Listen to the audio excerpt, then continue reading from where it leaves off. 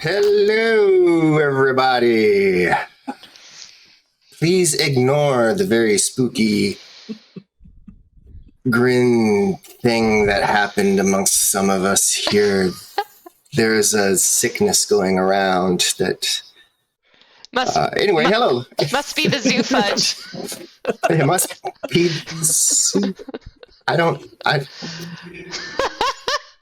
It's Sunday evening, and that means we hear... If Hannibal starts stabbing, y'all know what happened. Metagame.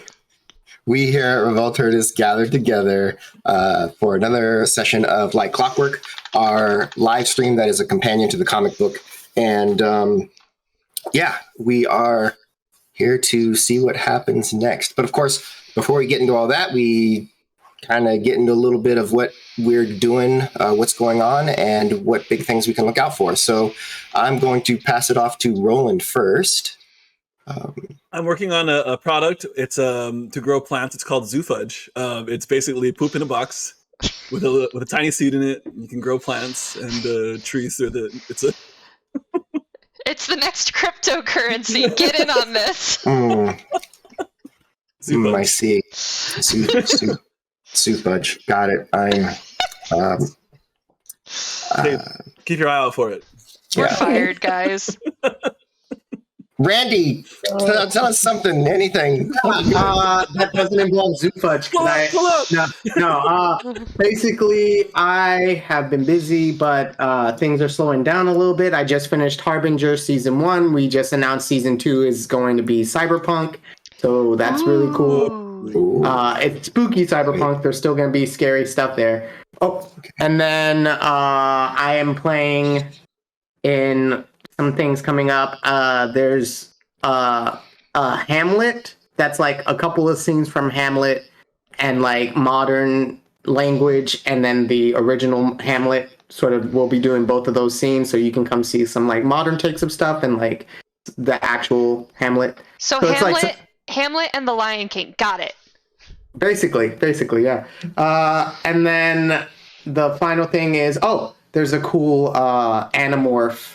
Well, it's not Animorphs. It's distinctively different from Animorphs, but very similar to said Animorphs. Savage Worlds game that I'll be playing in, where I get to be a superhero changing into animals. Creature changers, not Animorphs. Yeah. Distinctively different from Animorphs. But very similar. All right. That's easy. You can follow me on Twitter to find out more. Follow on Twitter to find out more. And Harbingers, is that for folks who are trying to catch up on stuff that might have happened before? Is that on YouTube anywhere?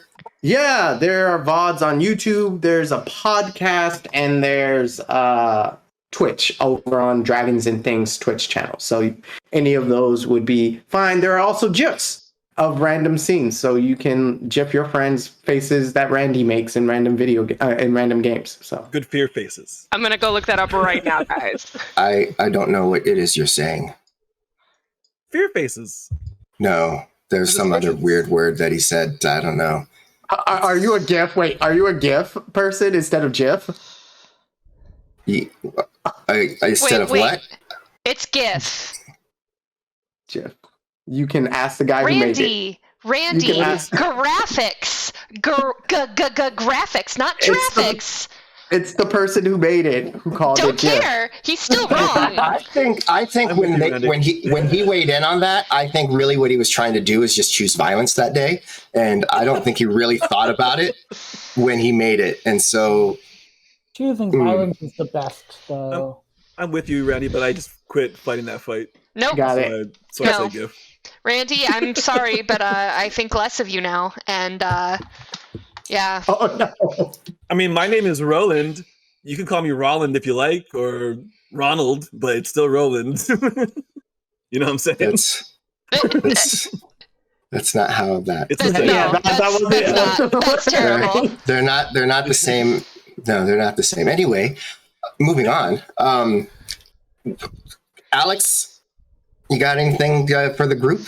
I just ran a Safe for Work murder mystery on Zoom. I had to edit it quite a bit to take out all the sex and drug use, but it worked. So yay! Someday I'll actually like publish it so other people can run fun murder mysteries on Zoom. But yeah, it went well. Good stuff. Are you planning on like packaging and writing these murder mysteries ever? You know, like I mean, I'm this gonna thing you keep do? writing them. Someday I will get around to like making it so other people can have fun with it too. But like, no, at least not immediate plans. I mean, not for nothing. You have like this whole resource that can like go through and just make it so that you take what you've written and turn it into a product. Okay, someday when know. Sarah's not terribly busy, we'll do it. But in the meantime, I'm gonna just keep making them. So when that day comes, I'll have like a repertoire of mysteries to have at our hands. Correct. Yeah. That's Like what we should do. Zoofudge. That's how I'm gonna go. I'm gonna go through Rem. Well, Like a zoo fudge. Sarah has slowly been learning to delegate the various projects, so you might not have to wait until she's not busy. Well, and You're in charge of Zoofudge, Roland. yeah, no one's helping you with that. Maybe John. But yeah, no, pretty soon I'll be doing Rem full time. So Yeah. that'll be cool. Exciting. So, write faster, Alex. Okay, got it. Right faster, because she's gonna just burn through your content. John, what's going on in Hello. Portlandia? It's a relatively busy winter for me here in Portland. So the first thing is that this past Thursday, which is when we film, I don't know what the word for podcast recording is. I guess just recording because it's not really filming. I don't know. Yeah, recording. But the last episode of Brutal Quit Wrestling got recorded, as it were. I still cannot remember to save my life when those come out. But it was a really great... In Fridays, yes. So it was a really great finale. So look forward to that wherever you get your podcast, which is really cool. Next week, bittersweetly, is the Trans Day of Remembrance. And so I have 2 or 3 events here in Portland. And it's like I said, it's a very bittersweet thing. It's sad that we have to have it, but it's such an important thing for my community. So Trans Day of Remembrance, you should have something going on in your local city. Usually if you have like a local queer center, they should be able to help you find those events. Hopefully. On a much lighter note, I have just purchased all of Deadlands Noir and the Savage World Adventure Core Guide.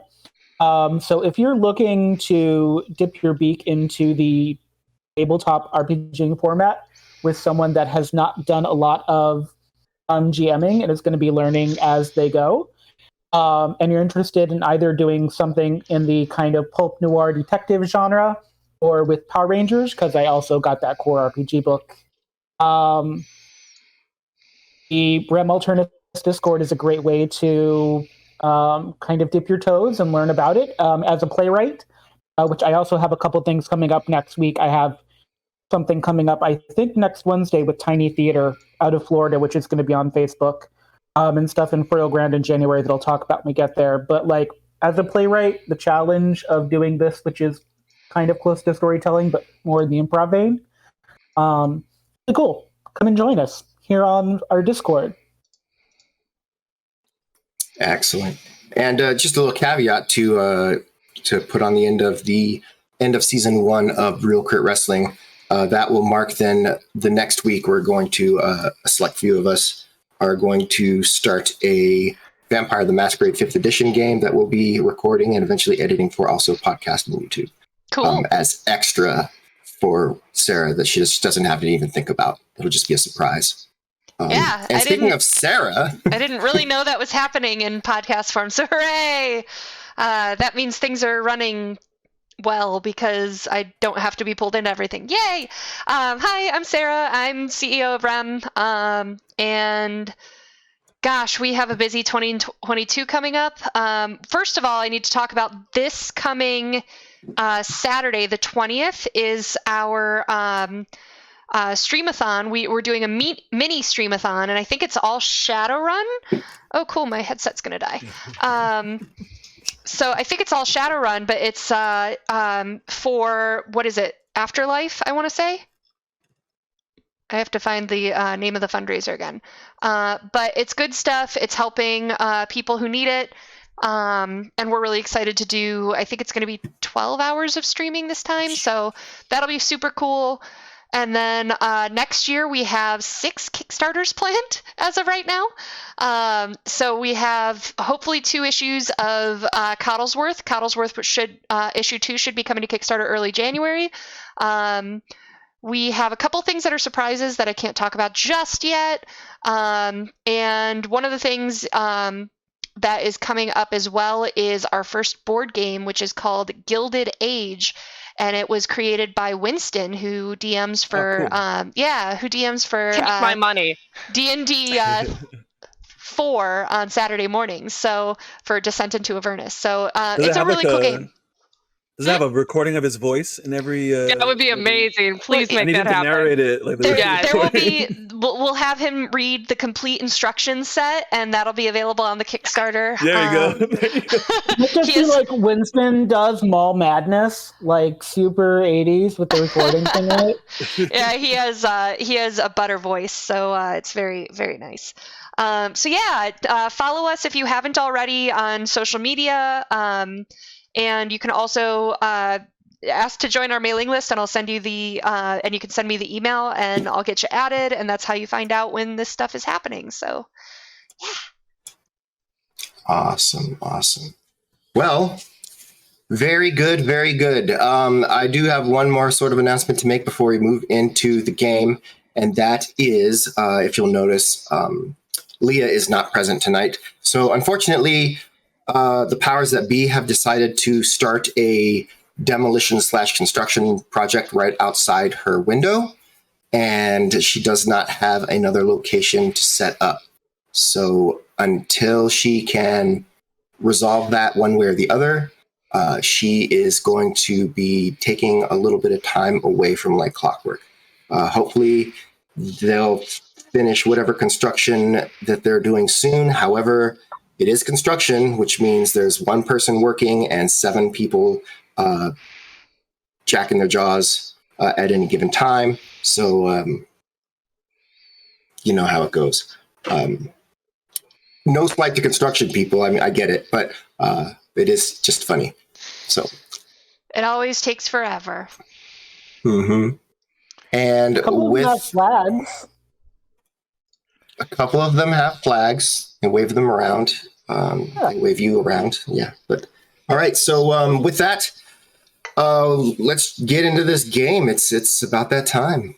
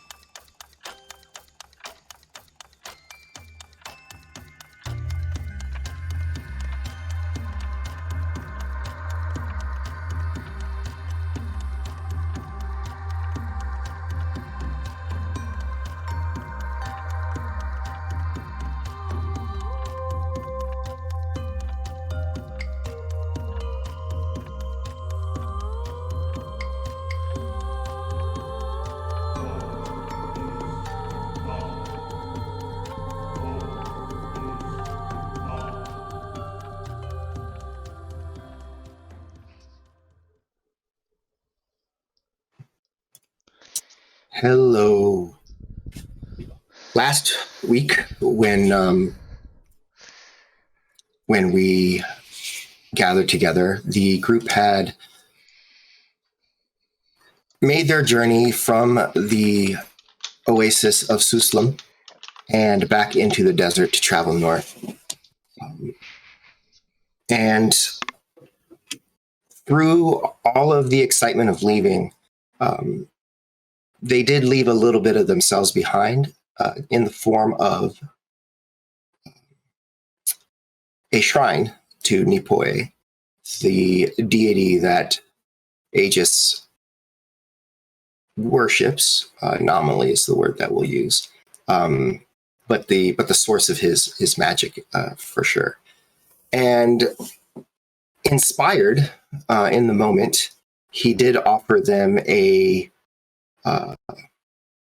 sort of, I'm going to call it a spiritual platitude, a way to think about how to interact with the world. And that was in 3 very simple, short statements, which were to care for the sick, protect the weak, and stand against tyranny. Because no one's used to deities,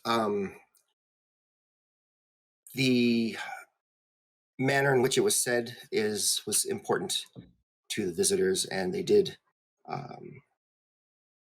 learn how to say that in Daewoo so that they could be certain Nipoe would hear them when they stated it out loud. And so real quick, I will play that for everybody because that's what we've got. And Roland's got a test on this later.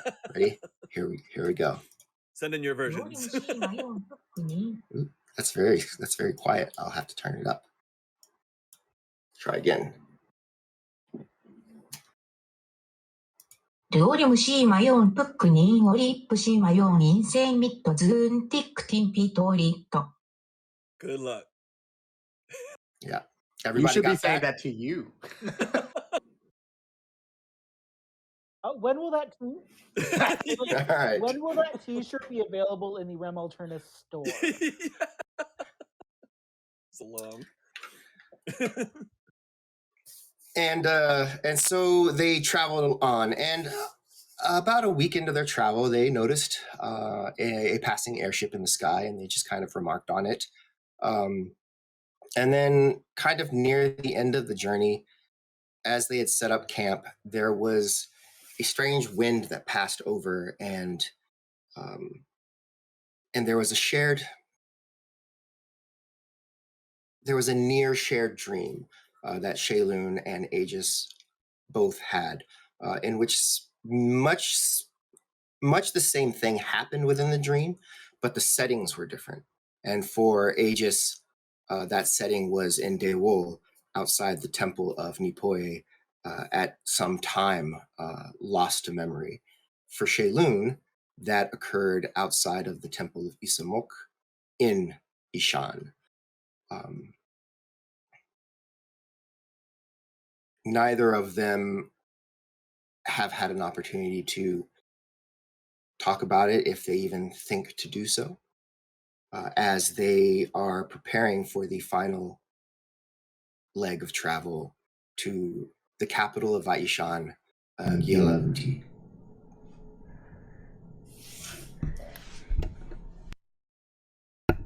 On the day of travel following, Aegis, as you're riding alongside your silent companion, the apparently monk that has been your caravan partner,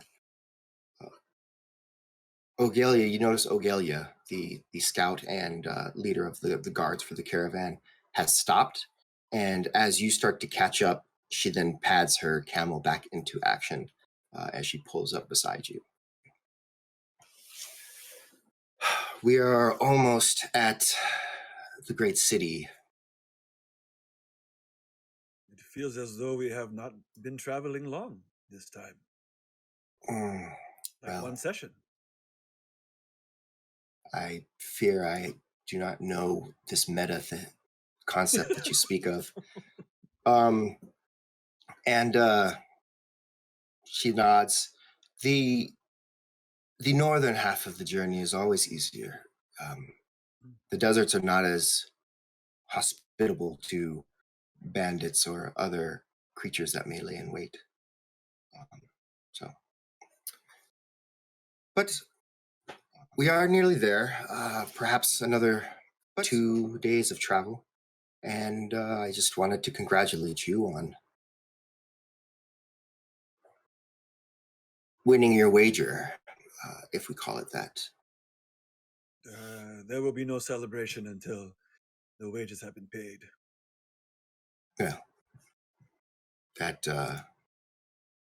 is a wise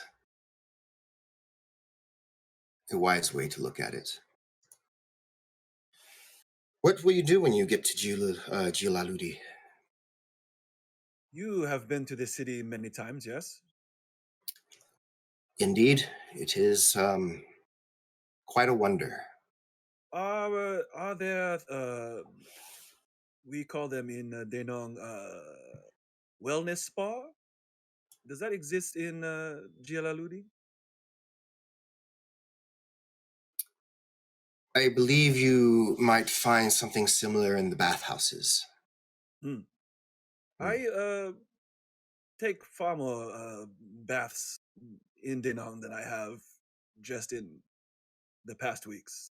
I feel as though I would like to peel my skin off, for it is so dirty at the moment. So the first thing I will do is probably take a thorough pampering of my own being. You know, personal wellness is also taking care of mental health and the finer things of your being, not just tinctures and medicines and diet. I believe I understand what you're trying to say, Aegis. When one is not well in the soul, one cannot be well in full. I like the way I said it better, but you get what I'm saying. I can tell. It's probably just something lost a little bit in the translation from Daewoo to the trade and then to Ishani, but we get by. As you say. In any case, it is in the final 2 days of travel that if there will be trouble, that is usually when we find it. As folks ride out from the city itself. Do you know much of Gilaludi? Not it's in a desert, is what I know. It is indeed the capital of Vaishan, and it rests within a delta canyon on the western coast. And so, well, you'll see when we get there. That said, my recommendation to you is to not stop at the first bathhouse you see, but rather make your way to some of the lower levels of the city. Bitaru, good advice. Indeed. So, well, with that then, I'll just make my rounds, and I believe we'll be stopping soon for the evening.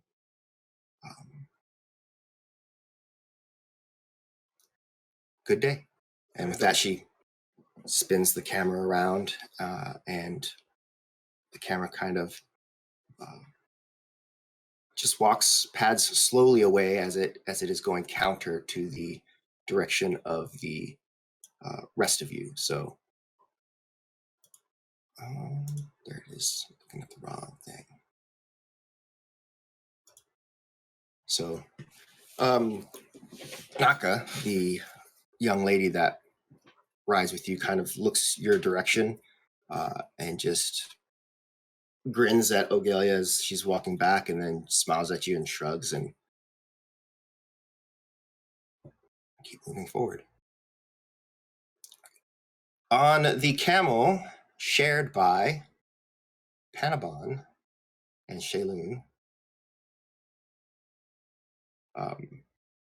Ogelia actually manages to pause there. And how are you two faring?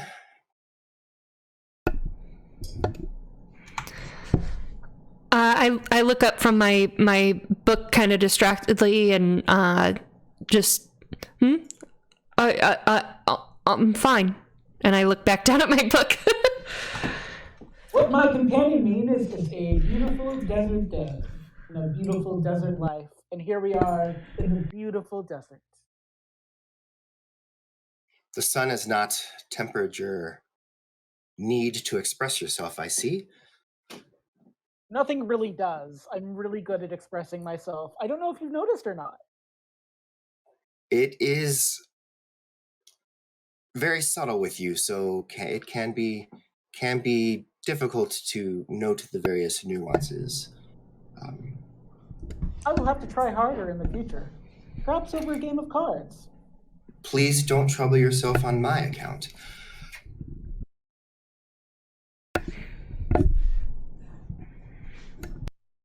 Perhaps, well, I was wondering,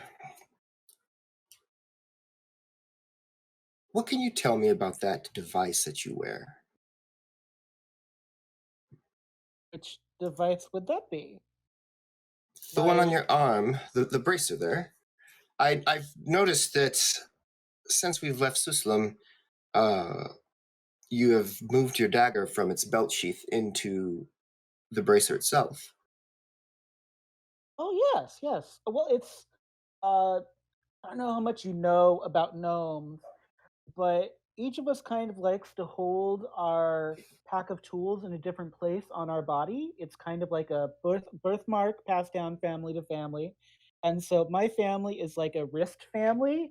And so all of my mechanical tools for fixing things are in my arm. And it's just good to have a dagger there too.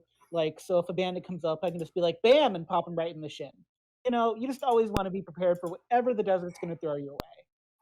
You would be like what? Just ready to pop a bandit in the shin, just like poke him with my dagger. I do not refute this because I'm busy lost in my book. Right. Very, very good. Then go ahead and make a deception test there for Panabon. All right, let's make a deception test. Let's get this party started with some deception.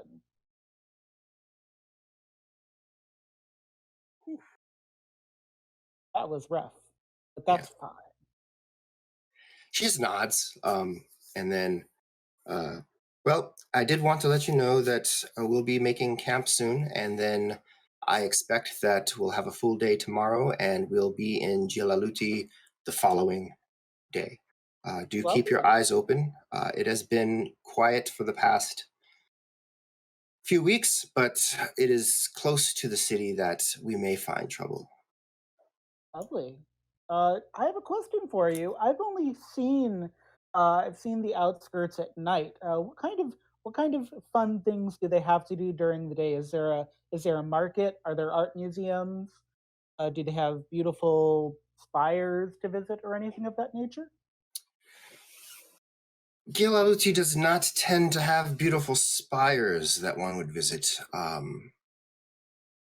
And once you've spent a day there, you'll have a very firm idea of why.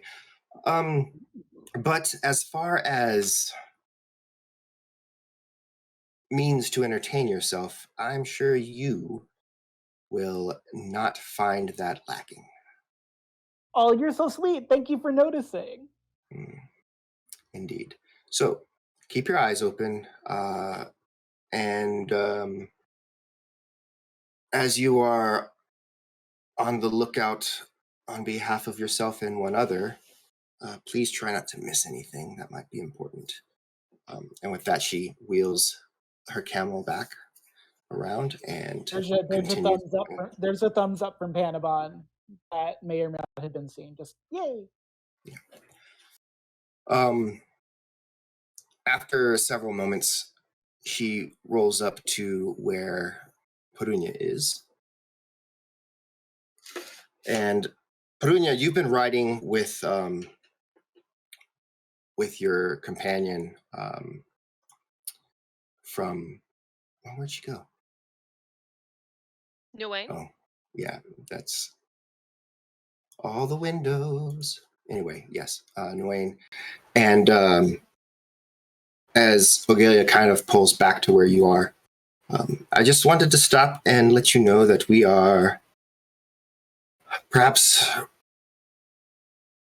a day and a half from the city, 2 nights travel. So, question for you, Alex, has in Brunya's time working as a mercenary, I presumed it was mostly in the southeastern portion of the continent. Has she been as far north and west as Gialaluti? So no, she hasn't. She's made other treks, and they were usually going the other direction. And out towards the sea was usually where it was going, and then dropping off the things in the ports. But she does know enough about being 2 days away from any city that's exactly where bandits are fine doing 1 night in the desert before ambushing. So she goes, so we're entering our danger zone then, Ogalia. Indeed. Just do keep an eye out. She looks over to Wayne and nods. And I know you have been this far north. So I do feel better that both of you are here.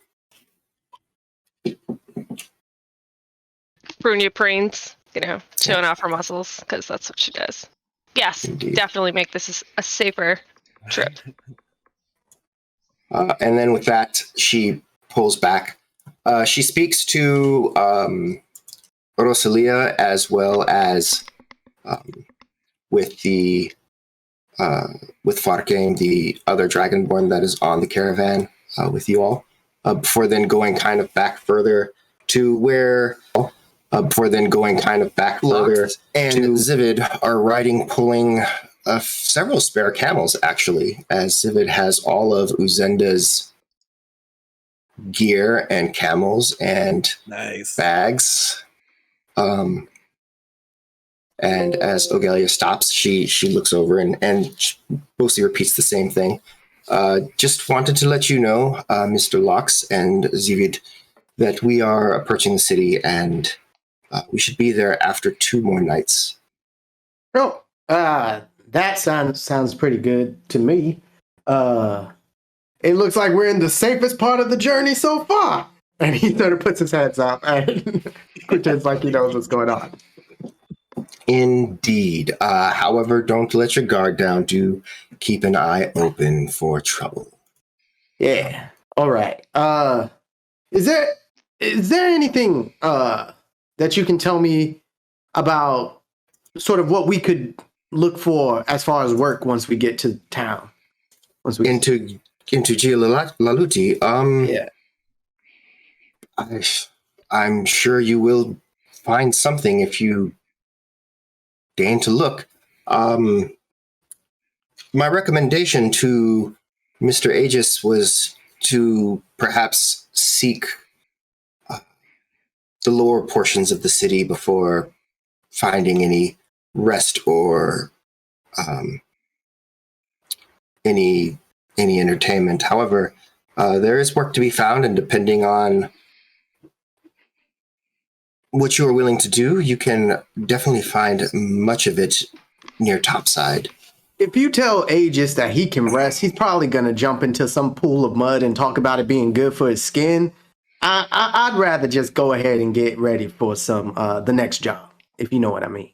I've got places to go. And he sort of looks off and looks at Zivid and he's like, at some point, I do need to be thinking about returning home.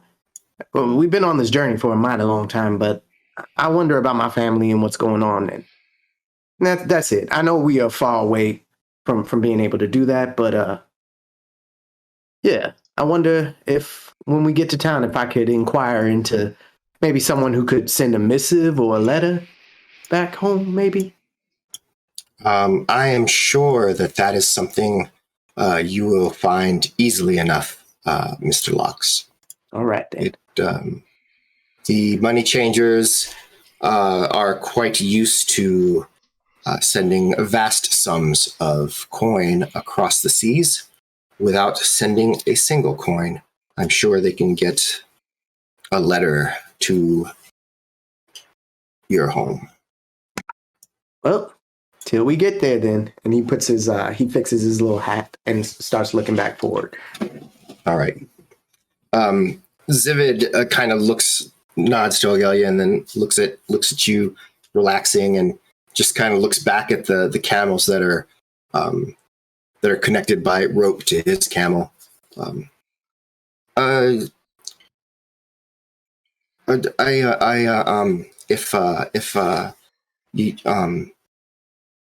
If you could just go back like right away, you think you would do it? And he sort of lets out a big sigh. I have some things that I need to be taken care of here with my friends, right? There's also something that I need to be thinking about back home. Both are pretty important. I promised to take care of my friends here, so I can't really just up and leave them. But the more I think about it, the more I'm worried that something might be happening back home that I need to be more worried about. So I don't know the answer to that, Zivid. I don't know. I hope that I hope that you can get word back and maybe hear back too, so that you can feel better about being away from home. I never really called like one place home. So I imagine having a home is pretty important. Pretty much a big deal. So Having a place to call home is kind of important, my friend. I hope that you find yours soon. Yeah. I think I got a few more years to travel around a bit, and then and then maybe I'll find a place. And even if you don't, up in Istapreneur, we always say you can always build your own farmstead. You can build it with your own hands. So if other people won't let you buy something or whatever they do here in this part of the world, you could always come see if there's a place out there for you. You mean like I could like build my own home? I mean, that's what the frontiersmen do all the time. Oh, that's an intriguing idea. I'll think about. I'll definitely keep that in mind. Thank you, Mr. Locks. I really appreciate you and everybody. I mean, I shudder to think what would have happened if you weren't on the trip. I'm glad we were here too, and at least we're still riding out a little bit longer. So until then, you got me watching your back. That makes me that does make me feel better. Thanks. And with that, he kind of falls into silence as he considers the meaning of home and what all falls into that concept. And eventually, the caravan does come to a stop for the night. And after the sun goes down, you can see mostly west, but a little to the northwest. There's a soft glow that sort of emanates from the desert, from the ground of the desert up. And if you're a day and a half away from the city, and that's the size of the glow at night from the various lights, it stands to reason that it is a very large city. And as the night wears on, what watches is everyone taking? Last. I'll be with Aegis because we're studying. Okay. And I'll take the second. You'll take the second. I got on first. And then Panamon? I'll take first with Perunia. All right. So As the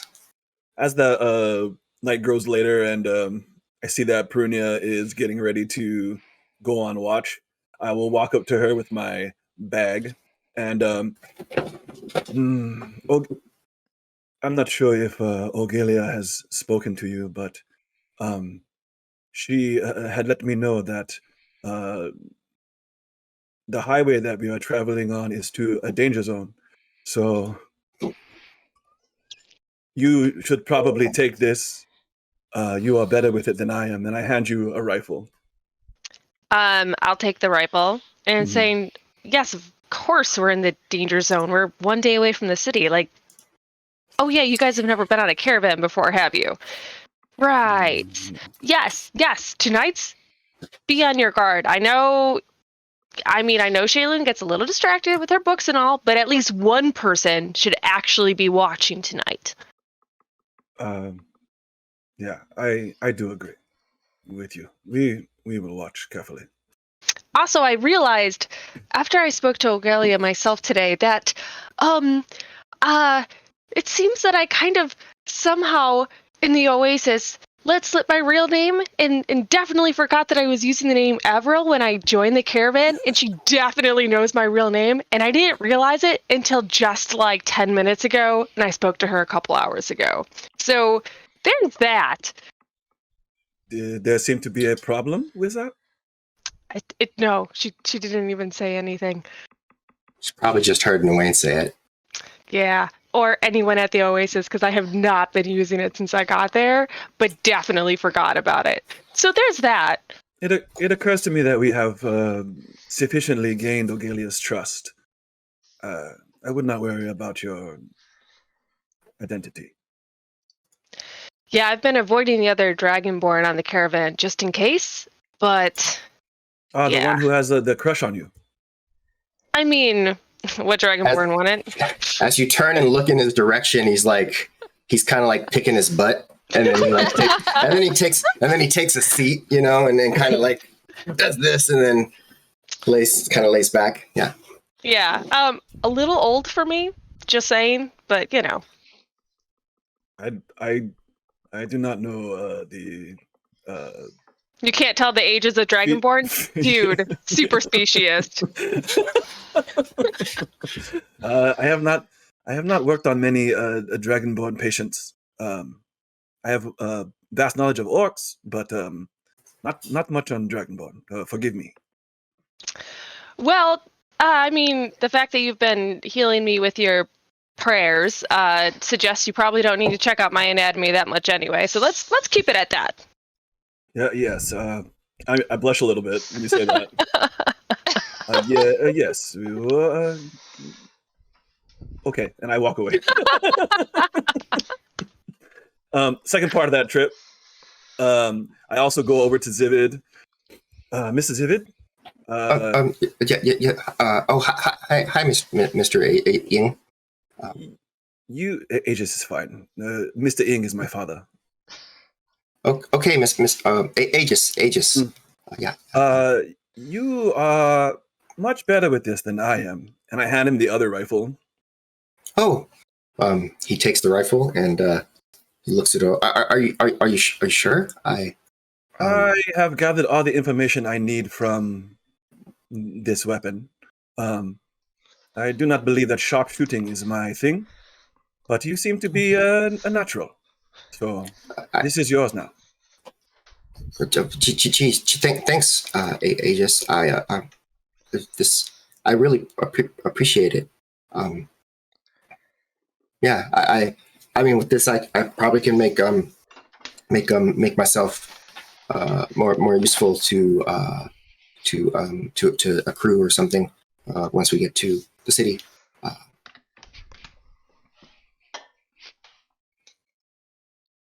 See how the future plays out. I mean, maybe there is a place with us for you. Don't you dare tell anyone I said that. Mum's the word. Aegis. Thank you. I'm just kidding. I'm just kidding, Zivid. I don't laugh. As you say that and walk away, like the consternation on his face as he's considering whether you were kidding about he could stay with you or you were kidding about not telling anybody that you said that. I let that hang. Is that war? like, wait a minute. Y'all been hanging out Panabon too long. This is what happens when you hang out Panabon. That's a hell of a thing. All right, so with that, is there anyone else that wants to do anything before folks head to bed and the first watch starts? I do a nature check on how kind of the desert is changing around us, like specifically how compressed the sand is now, if it's rockier or if it's not quite as rocky. Like, I know this is going to be more well-traveled, but is there a different fauna? Are there more trees? Like, definitely make that a nature check if you like. I would very much like to. I would also like a higher roll than the one I got earlier, so we'll see. Hey, your wish is granted. Congratulations on the higher roll than you got earlier. Thank you. There's definitely been some changes. So the first thing is that you have left the sandiest of the dunes. In fact, that's probably a couple of days ago, and the ground is a lot of sand, but there's definitely hard packed earth beneath. And as you've been traveling, especially over the last day, there's been like sprouts of plant life that kind of poke out here and again. Very, very dry, very sort of brittle and pokey sort of plants. You've noticed some animals, and you also have noticed that the air is slightly heavier. And that is a feeling that you're associating with moisture. And for that makes sense because you do know, just from basic geography, that there is a rather large river that runs. It's one of the few overland water passages in the desert at all. And it's this far north. There is a river that then runs through the city itself and then empties into the sea. So if you're a day away from the city, then you're no more than a day away from this river. Okay, wonderful. That makes me very happy to know all that. Also, I've also been playing a game with the kids in camp called Let's Imagine Giolati. So now I have a couple of sketches of what I think the kids think Giolati looks like, either whether or not they've been there. So I have a variety of different ways Giolati could potentially look, which I'm very amused by. Okay. And you're talking about with Dila and Junie, the twins? Yeah. Yeah. So they have not been there, but they have definitely heard stories. And their stories make it seem like it is a very strange and perhaps backwards put together city in many ways. And so like your picture, well, make an insight check and then make a... Let's make an insight check. I have so much insight. And then you can make a straight up, I'm going to call it a dexterity check. So just dexterity from your main page. Oh. Sad time. That's the way the dice work. The dice really fine. I'm amused. Right. I just want to know what that means. So I'll just let that one ride. Just let it ride. So what you have on your paper or parchment that you've been kind of drawing out your sketches on is what amounts to a series of like squiggle like towers that just make a cylinder, and then like the river comes out of it on one end, and it just seems like it's full of intensely tall buildings.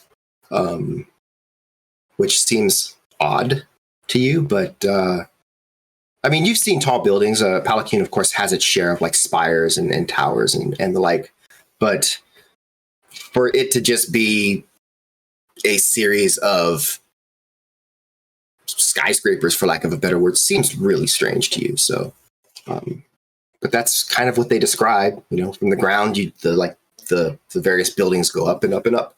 So, And is there a picture of Panabon and the two kids as stick figures, and they're way bigger than the actual picture of the city with a two? No, we're actually bungee jumping off the tallest spire together. There you go. All smiling as you bungee jump off the tallest spire. Right. All right. So, that's what you get from that, and the rest of the camp sort of settles as you walk back to the rest of the group, kind of looking at your drawing, and that's what you see Perunia kind of wandering back as you're prepping for first shift. You ready, Panabon?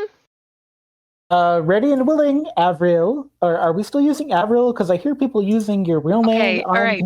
Now. Yeah, we dropped it. Okay, just don't say it in around the Dragonborn. It's a long story. I mean, it's not a long story. I forgot it, but it's an embarrassing story, so I don't really want to talk about it. At least nobody's asked me if I believe in Melfrune. That's kind of refreshing. I don't miss that.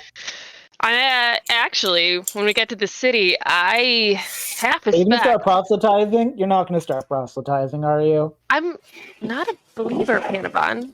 Like, You know, but you never know. Like, we were just in the desert. I summoned water demons. Weird things happen. okay, I like I just know wanted to check Aegis like has his god, and I'm happy for him. But my god has been nothing more than a threat to my people's existence since we got to this planet, and just really a way to hold my people in line, and like to tell us what to do and to give us the shittier jobs. And I don't know, it's been just a system of oppression. That their entire hierarchical church structure is, I don't know, pretty terrible in my opinion. I mean, unless you're a metallic dragon, then it's great because you get like everything. I mean, yeah, but I think like it's still the church against them in some ways too. So yes, the metallics that have positions of power, but everybody else still is worse off. I mean, but Ooh, I have an idea. I can make like a mask for you to wear. So if you get like hit up, no, My no. mask I'm not is changing my beautiful. color.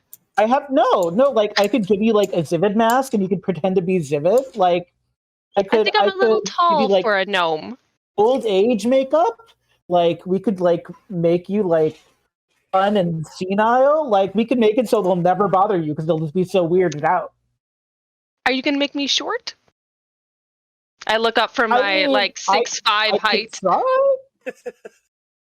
Or we make you super, super tall so it's inconvenient for them. Like, we just stack me and Shaylun on top, and, like, you just have to wear a really tall hat. I'm getting so many Just ideas. grab your camel. Let's get this on shift. Yes. We're probably going to be attacked tonight. By the way, Agelia talked.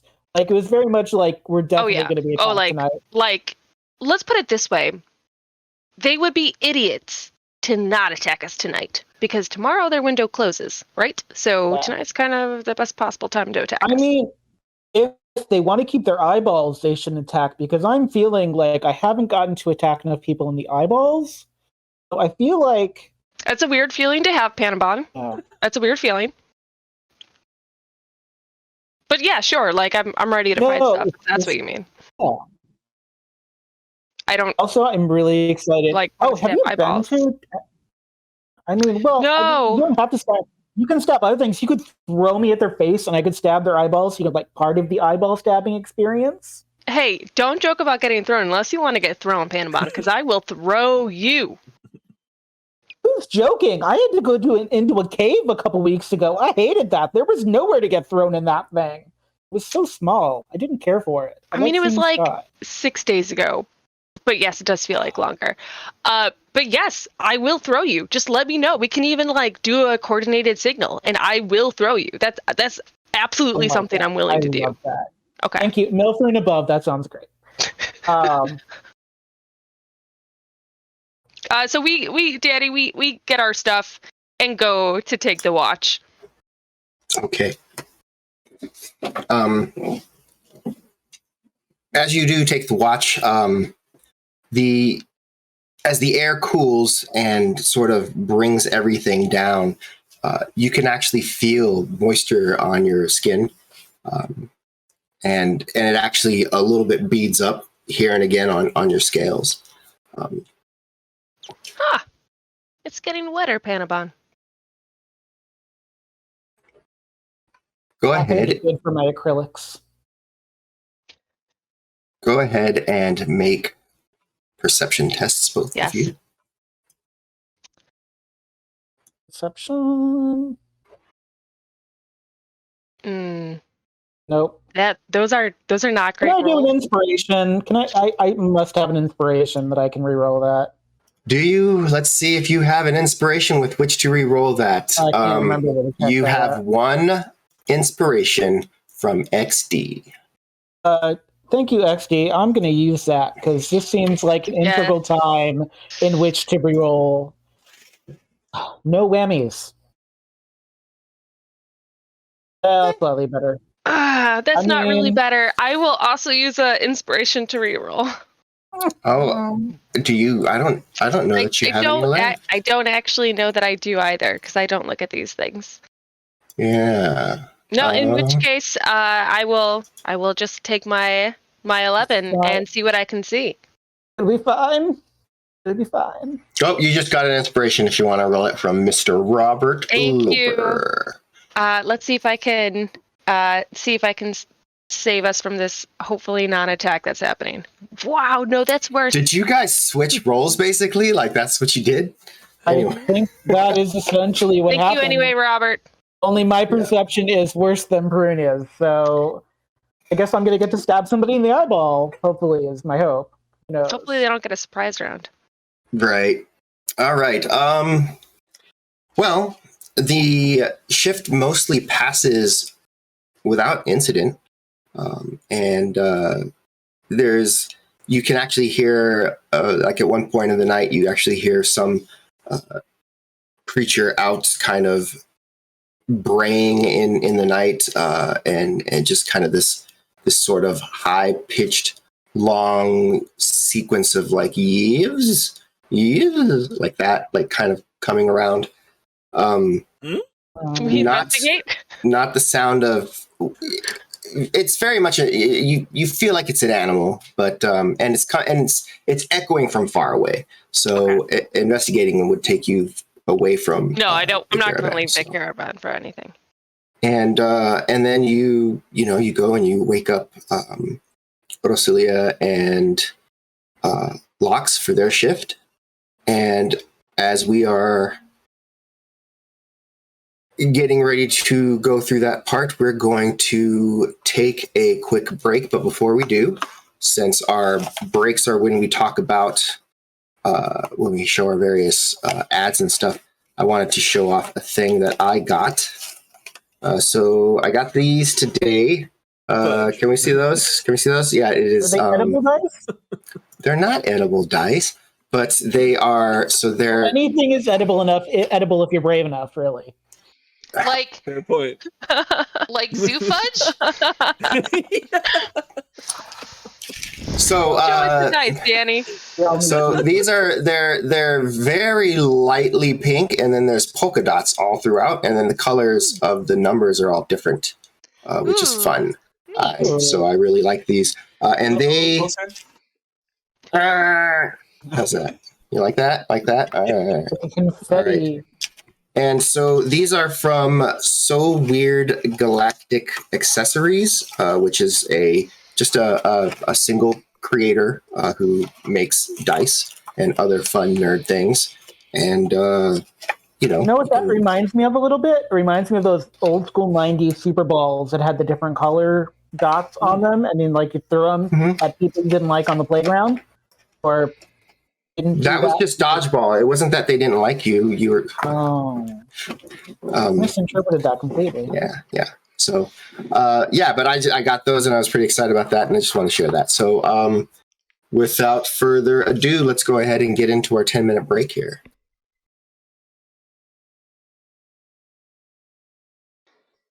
I feel like I'm visiting Village of the Damned. We should share this joke with everyone. So basically, guys, in chat, since I took over doing tech, it's Tom used to say, "And you're live," and I can't really do that now since like we're live. So I'm like, just watch my face, and when I start grinning like an idiot, you're live. So now Roland is grinning with me, and I don't know how many others, but it's awkward. I mean, I actively try not to, then I like can't help it. I'm like mirroring. I'm sure it'll evolve. Yeah, right. Us all And frowning so- intensely. And so Lox and Rosalia have their guard shift, and since Leah is not here, your guard shift does pass mostly without incident, unless there's anything in particular you did want to do. No, I just think he's sort of walking around and he keeps fumbling with the what is this harmonica that he's had in his pocket, sort of as he was talking about sort of back home and him thinking about it. So yeah.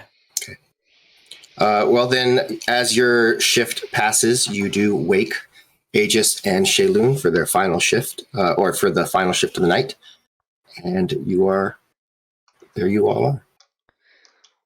So Danny, we've been on the road for what, like 2 weeks-ish? Yep. So what have Aegis and I figured out by breaking down one of these potions and doing science? I am prepared to roll alchemy. Roll alchemy. Can I do it at advantage with Shayloon's help? That is exactly. You can roll it with advantage because you have had Shayloon's help. We're a team, Aegis.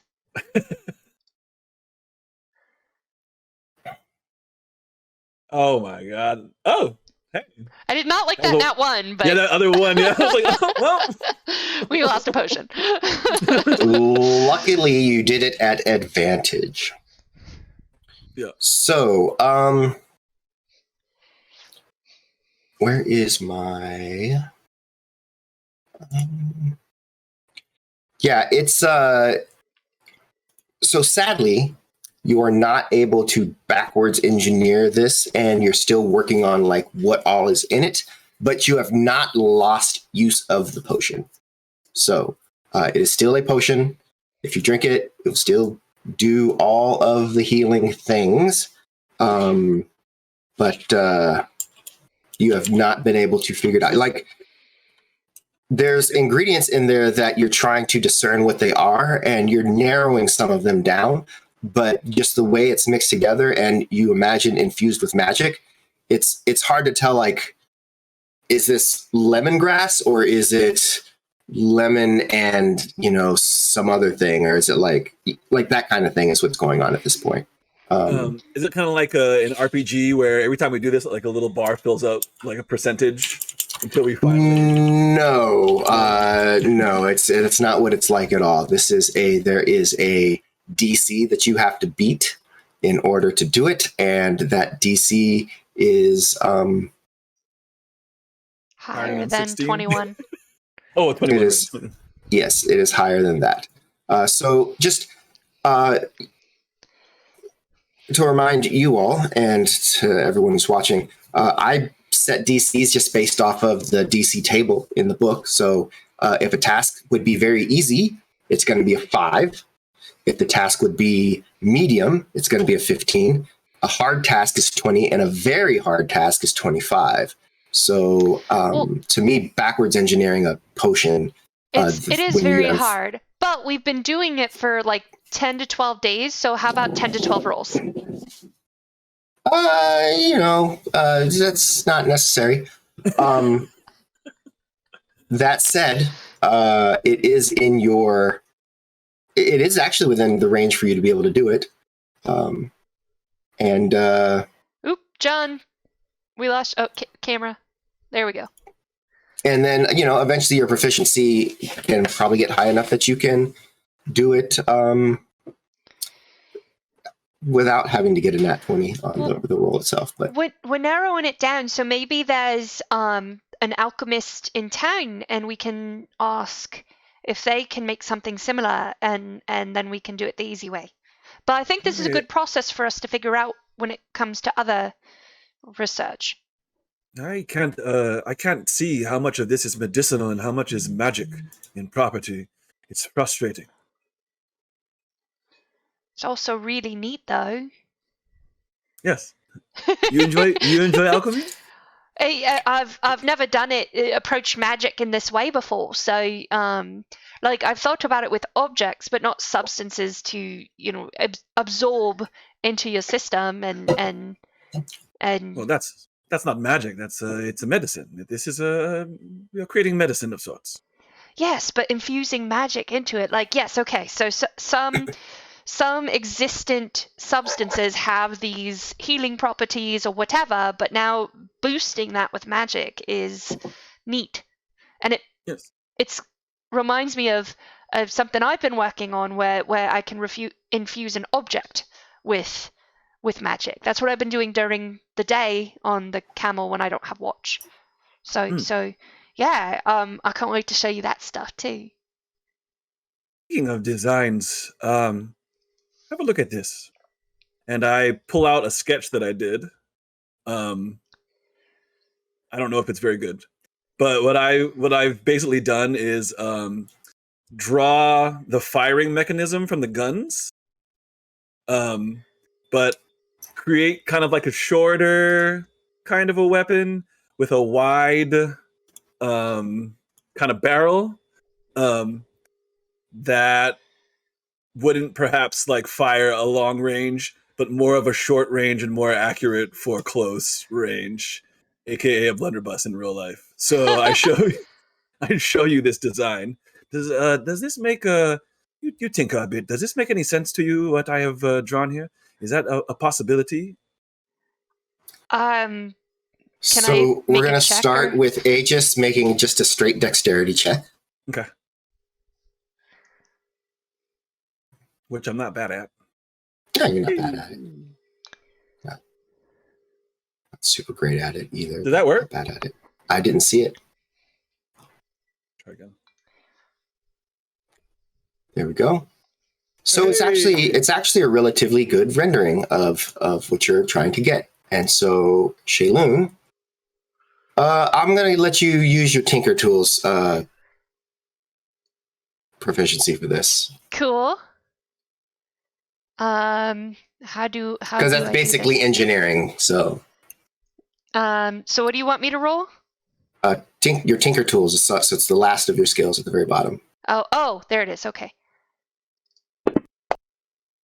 All right. So, well, you do recognize it, and it is it's a funny thing. It's absolutely doable because it's a regression of the design, basically. As guns have developed, they have been developed for firing at higher rates of accuracy, and the longer barrels and everything that kind of goes into that. And so having a shorter barrel that's only firing, that's got a simple kind of make so that it's not like a repeating rifle or anything. It's something that you would be surprised if you couldn't just buy something like that in the city. I think yes, I think it's doable, Aegis, and it's impressive that you were able to draft something like this. But it's just that I think it's been done. Eh? I think you could probably purchase. I did not invent this? I don't think so. But maybe we could infuse some magic into it, similar to the potion, and give it a boost. That would be different. But I think that it would be more effective if I had something that I could use at close range that did not require much accuracy. Well, let's go shopping when we get to town. I thought that I created this. I was proud of my effort. I mean, I could build it for you with the pieces. I just No, it's fine. It's fine. I crumple the paper up.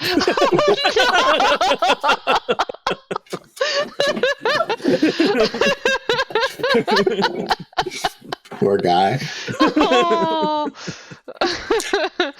J. Loon, ripping dreams. Nothing all everything. Little gnome feet. I'm sorry.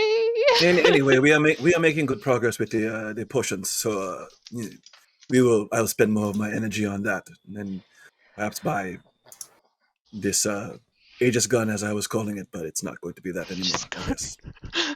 Well, I think there's other things we could build, and let me. Oh, I want to show you something tomorrow, but I need. Well, we're on the last shift, right? So I'm not going back to sleep yet. So I would have already had this prepared theoretically. Mhm. So I'm gonna go ahead and test my new power. So I'm gonna go ahead and it can be in any kind of trinket, right? So, I mean, the form should somewhat match the function, but yeah. Okay. So here's what I'm gonna do. It's fudging it for this one, but we're gonna see. I'm gonna pick up the crumpled ball of paper and start folding it into like a paper airplane kind of thing. And then I'm gonna kind of fuss with like the ritual aspect of it, and give it this like slight little metallic glow. But it's almost like copper wire around the outside of it that it shines like, but then it's almost like a fuse as well as going around it, where there's like it's fiery along the copper and it just keeps going around it. And then I'm gonna go, all right, so at the end of our shift when everyone's awake, we don't want to do this now because this will make kind of an explosion. But we could do something like this where we take an object that already exists and boost it. And now this is an item that you could use that could do some damage. You have created a bomb of a paper airplane? Kind of, yeah, but a magic bomb. Here, you try it. I thought you said it would be allowed. I haven't tested this yet. It's all been theory. This is my first time trying it, but I think I got it right. So that's why I said wait till everyone's awake. But and then be very careful with it because it is a bomb. But the trigger is actually passing untouched through the air, and then whatever it touches after that will set it off. So don't drop it. I have a passive insight of 16, and I find this to be dangerous. I will leave this testing to you. It looks like something more complex than I should probably be responsible for. But I will be happy to watch at distance. All right. She's a little disappointed that he's not as enthusiastic, but considering she just kind of shattered his hopes and dreams, it's fair.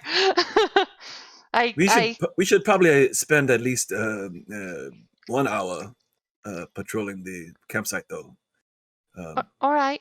We have spent much time looking at our toys. I also am taking this as probably he wants some time away from me. No. So that's how I'm taking it. So okay. I just turn around and walk away, and I'm a little sad, but I'm holding my paper airplane of fire and bomb. I let it hang. That's my new thing, I guess. Let it hang. All right.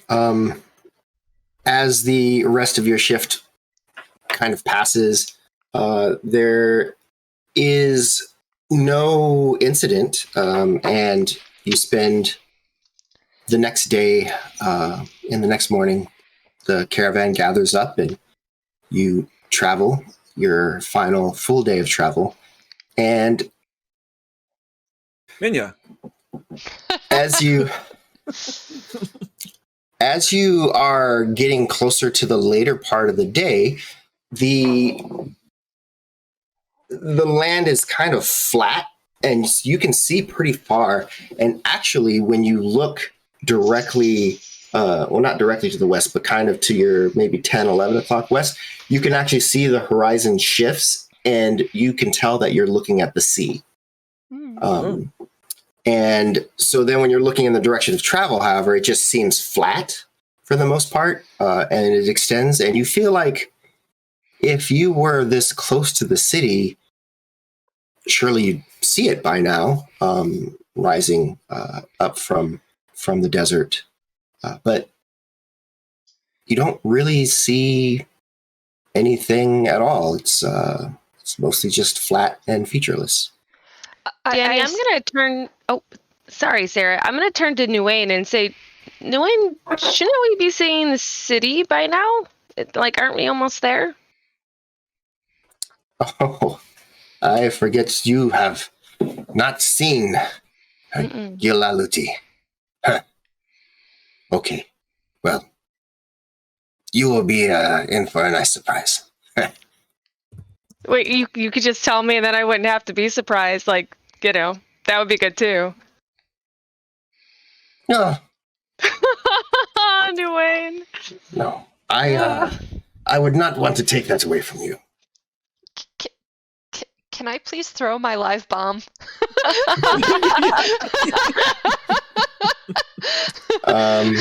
Are you warning anybody else that you're about to do that? Panabon sees it and is like, yeah, bro, light it up.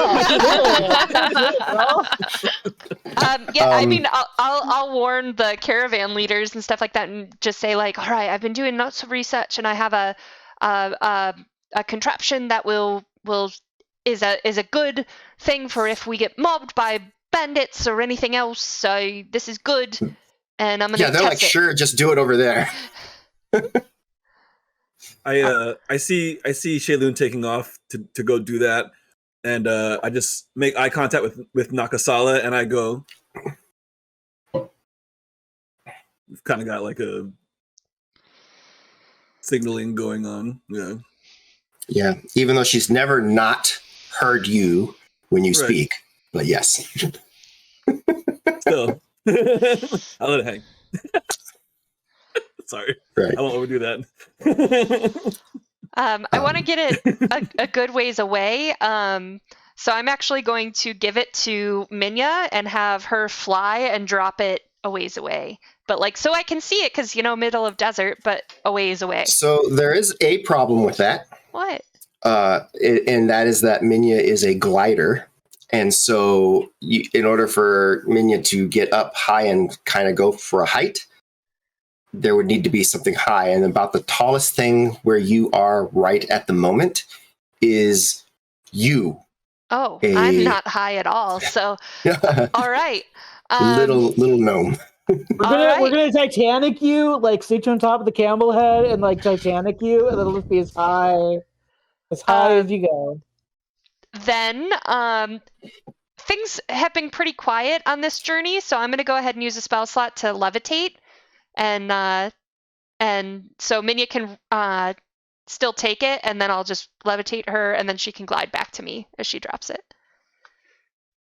Okay. Yeah, that will work. You levitate up as high as you can in the first half of the spell. I wouldn't levitate any higher than that, because then you'll run out of spell at the end. So you get up pretty high. Everyone sees Shaylun rising to the sky. The twins are like enraptured by this. They're just like flying gnome woman. That's just ridiculous. I didn't say I was doing it. I was flying Minya. Oh, you're just going to levitate Minya? Yeah. Well, you could levitate Minya for the entire duration of the spell. Yeah, nobody even sees that, though, from where they are. Yeah. She's little. Right. I overreact. I'm like... But do we know if it's an overreaction yet or not? So as you're watching, it's like, so Shayluna had already moved away and then levitates Minya up pretty high, and then Minya glides, and the wind, the sands here, the air is fairly warm. And so Minya actually gets a pretty good distance before dropping it. And it's a somewhat satisfying boom for Shay.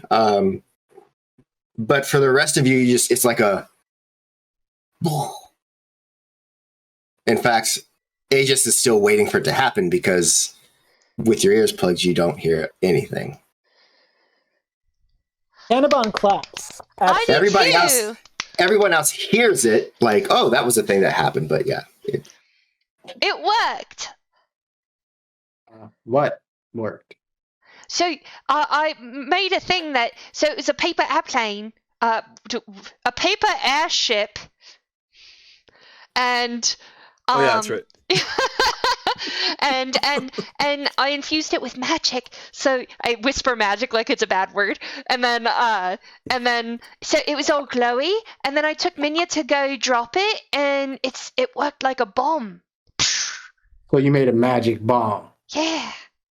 I glanced at Perunia when while Shayluna's in rapture. I just glance at Perunia and just arch my brow. Locke looks over and he just makes a joke. He's like, were you planning to like take out a train caravan or something? I mean, that's what we do where I'm that's from. an option? We can do that? I mean, that's Not what an they option. do. That's that. No, you can't tell me that's the thing that we could do and then we're not doing it. Why are we bothering with anything else? I'm just saying, if we when I went back, and the bandits attacked me, if I had something like that, I could have attacked a bunch of them at once and been safe. But do you say stick them up like they do in the movies? Or not movies, whatever. I don't know what the equivalent would be, the newsreel? I mean, no. I don't know what you're talking about at all. Oh yeah. Yes, and he taps on his friend. You missed it. it was a big boom. Explosion. It was a kind of big boom off in the distance. Yeah. Naka looks over at you and goes, The shade, it's amazing. Good job, Shaylun. Good job. So, What's I that want to color? revisit this train robbing scenario at some point. we could do that to the gun you drew and made up. You making guns now, Aegis? I'm so proud of all of you today. I'm trying to be supportive. I attempted to innovate something that was already invented. Oh, maybe I can help. And he starts doing that anime thing where like it's someone walking around like behind you, and they're like looking all over your shoulders. Like, yeah, I can help you. And maybe we could do this thing. I will use money. To purchase. Oh, and then the sad anime like little. the mouth open wide and the eyes big. Yeah. So that evening, the watch is set, and during the day and as you were getting close, you didn't see anything to indicate that the city was there. But as the sun starts to go down, you could see light, just as if it's like rising from the ground. Maybe just 10 miles away at this point. It's confusing to anyone who hasn't ever been, but that night, as we're pushing on time here, also passes mostly without incident. If there's anything that anyone wants to do before we move on to the next day, let me know. But the next morning, you do start riding out. What would you like? I still feel a little bummed about Aegis. So the next night, I'm just gonna, when we take watch, I'm just gonna hand him my spell book and say, we've been so busy with the potions that we had talked about maybe starting to learn from each other and learning spells. So feel free to take a look through this. Be very careful. It's very special. Bitaru, how much of that do I understand, Dan? Like, wait, am I looking at books of chicken scratch, or do I actually understand I what have I'm looking at? very pretty handwriting. So, I mean, you say it's pretty, but like, you thought that you were doing trigonometry, but you were really doing geometry, right? And then Shaylun said, feeling bad that she pointed out that your trigonometry was actually just geometry, she handed you a calculus book. I pretend like my face looks like I'm absorbing everything that I'm reading. But my internal monologue is, say, what the this makes no sense. I don't understand anything. Yes, Miss Shaylun, I am gathering much from the notes that you have wrote. I like what you have done here. There's blog posts in there too, like journals and stuff like that, as well. So like those might be a little more helpful, but there's definitely a lot of run-on thoughts and sentences, kind of like how I do with when we talk about science. Is there anything about your dream in there that you might have written There is down? in the last couple pages, because that was a day or two ago. Mm-hmm. If you do get to that, the way things play out in that, obviously the names and things are different, but the way things played out are you do see the similarities. Mm.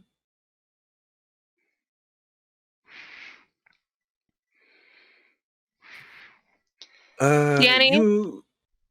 Oh, go ahead. You had a dream 2 nights ago? I feel embarrassed, like I just realized that I shared also my diary in addition to my science notes. Yeah. I write down my dreams when I have them.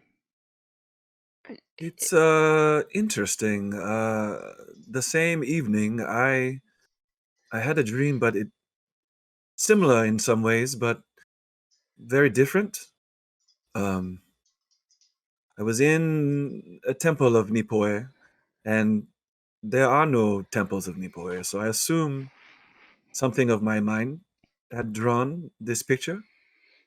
Suddenly, we were attacked, and I seemed to be of a higher status in this particular dream, and you were all there, and we defended the temple. In the end, we had defeated many of the enemies, but has the name Brajal come up in your mind at all? I don't think so. No. In my dream, it was I repeat the names that were in my dream. Masayan. Yeah, that was in my dream.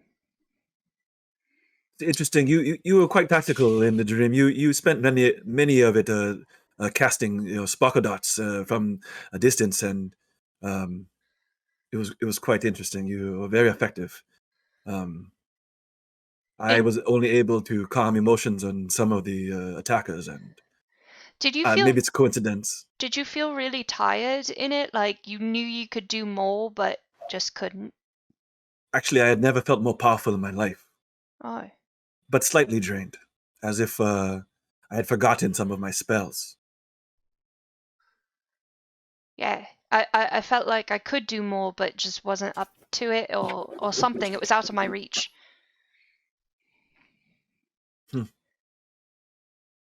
Weird. Perhaps it was a coincidence. Yeah, well, different pantheon, but the actions were similar, and different locale. You said on a pond and I was on a bridge, but I don't know. Maybe Nipaway is sending you a message. I don't really talk to gods, so. Did you survive in the end? We did. We got all the bad guys, but if I remember, then it was Masayan, I think, that approached us at the end and was there to take the god away, the god of the temples away. Rajal came to reclaim the power of Nipoi, but we did successfully defend the temple. I remember the god that Masayan came to do the same thing to was the claw hand guy. Mm. Maybe, I don't know what to make of it. yeah. Hey, Nipaway, what does it all mean? I mean, I remember what you said about you just tell her. So, Nipaway, what does it all mean? I crack a smile and I wait to see if anything happens for you. What? Speak up! She's not talking to me right now. She rarely speaks to me as well. It's more of symbols and gestures and things I must decode myself than any real voice. Well, maybe you ought to decode this too. At that moment, there is a sudden flash of green light from the camp Nipaway? that flashes brightly and then disappears, but leaves like that imprint in your eyes. Nipaway's bright and shiny. It's Miss Shaylun, it's our job to check out things like that. So Let's I go. pop up and head over. We are indeed the gods. So Shut up, Nipaway. We'll go over and see what it is in the direction of wherever it came from. Perunia Sure, roll as well. Yeah, as you approach. Well, I was presuming this was during their watch, but the light could have it's bright enough and it's near enough to the morning that it could have woken Perunia up. Look Panabon up, but Panabon stays in front of their tent door, like knife at the ready, but does not like move forward unless Sarah screams. Sarah, not Shaylun.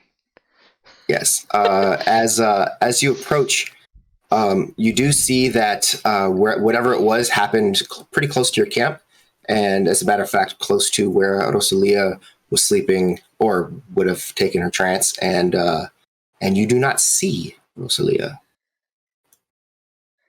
I'm gonna do a quick search for her things to see if this is something where she left willingly. Sure, make an investigation check as you look for her things. I want to look for signs like someone walking or dragging from like around where she slept, like someone. Sure. Yeah. You can make a survival check if you want, or a investigation check. Either way. I wonder if at first if Nipaway kidnapped Rosalia, and then I remember that I kind of have a way to check, and so I'm going to start prepping the ritual for locate planar object or planar anomaly. Okay. I'll investigate just right where she would be, where her spot would have been. I would feel to see if her spot was warm still, to see if she had just disappeared or if it's been a while or stuff like that. Sure. Okay. So she doesn't have a bedroll the same as most folks do. She just has like a mat, and that is definitely warm. She must have just been there. As for her gear, she doesn't carry a lot, but what she does generally carry that's not like worn. So there is a bag. Her bag is there with the rope and a few of her tools, but nothing that is of value or that she uses often is there. And Lox finds that there are footprints. So basically, Rosalia got up from where she was at and moved several feet away. And then there's a second set of footprints, and they're just kind of there, right? There's nothing that indicates that this person, the second set of footprints, came or went. And then Rosalia's footprints stop as well. I would relay that to the rest of the group. Everybody, I think I might have found something. I'll ignore him for now, just because I'm still prepping the ritual. Yeah, I'm gonna run over and say, what do you see? there are these footprints. There are some that I think from the size are probably Rosalia's, and then this other pair. Both of them sort of stop right here, and he shows it, and they're just gone. They're not. That green light reminded me of something. You know, when we had closed that portal, that was the water with the sea hags. It was green too. And when Rosalia and I were dealing with the spider from the Shadow Fae, that had like a green glow to it too. I wonder if a portal opened, and I wonder if she finally found a way back home. Yeah. Maybe the other elf that we've heard about caught up with her. I don't know. I think I stop my preparations for a second and turn and look at Perunia and go, why would she leave without saying goodbye? It is her way.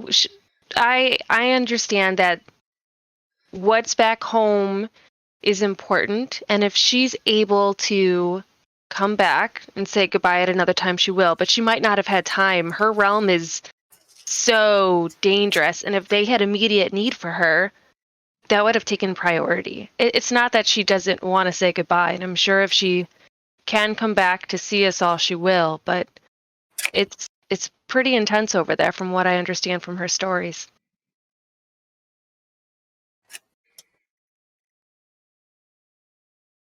And I'm going to pick up the rest of her things in case she does come back and she wants them. So I'm just going to put them in my pack. Shaylun, I don't think it's necessarily a bad sign that she wouldn't tell us she was going. I mean, she did tell us many times that she was wanting to go home. What if, whatever the other footprints were, what if someone came and took her? What if she needs help? Well, unfortunately, I don't think we have a way to get to her dimension. So even if we wanted to go after her, I don't think that we could. I continue to locate planar anomaly. Yep. If I make an investigation roll, can I tell if there was a struggle between the two of the footprints? Having been pointed out by Lox. Well, if go ahead, you can make a survival check if you want. Survival. It is because you're looking at you're trying to figure out from the tracks and stuff. Can I assist with that then? The idea of struggle. Sure. So that would be Aegis roll again to see, and you take the higher of the two.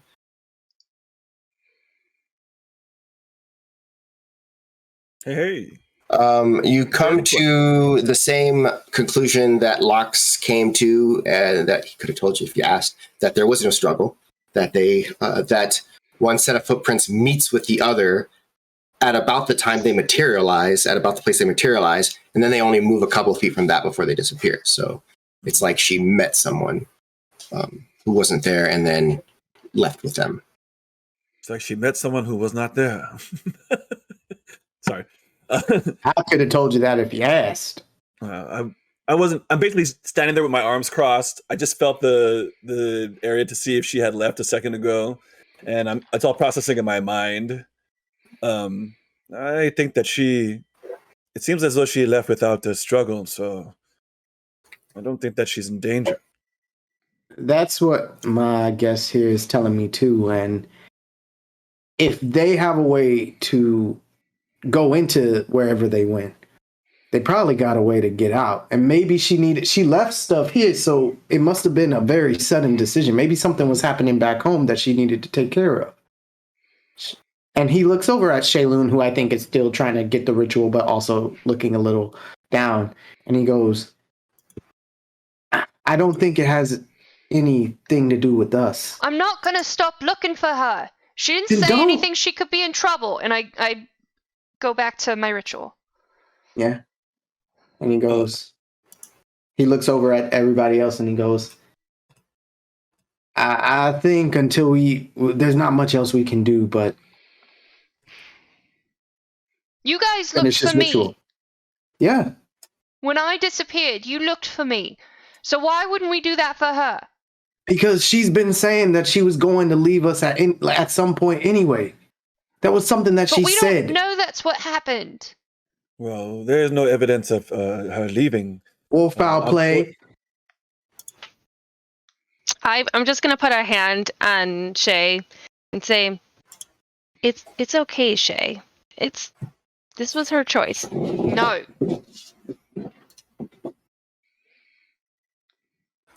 I'm doing the ritual, Danny. All right, so you start as you get to the end of the ritual. You do note that it's an odd sensation because there is no planar anomaly nearby, but you do get like a twinge as if like there might be a false positive, and you wonder if that's because it was there but it's not there anymore. And it occurs to you that there might be... One second, let me check something real quick. No, yeah. That if only you were able to see magical auras somehow, that might be a way to find more answers, but you don't have that ability. If it was an item right in front of you, you could figure out what's going on with that, but you don't have any way to sort of just even see magic. Not even in the sand? No, not in that same way. Yeah, so you don't actually find anything in that moment.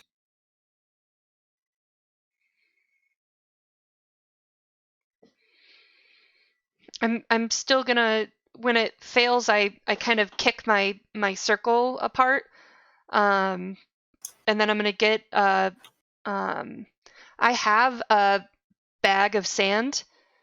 For some reason, I don't even remember where I got it. I'm gonna empty it out and fill it with the sand at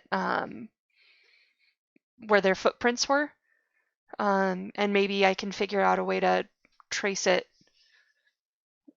in the city or something. I might be able to help you tomorrow when I after- prepare my spells. Maybe.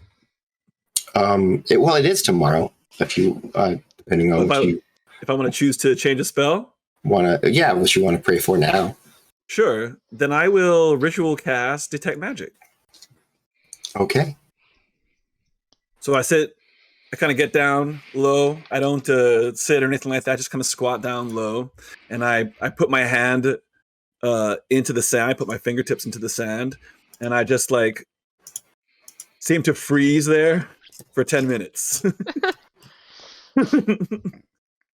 You guys are looking at me like, "What? Are you okay?"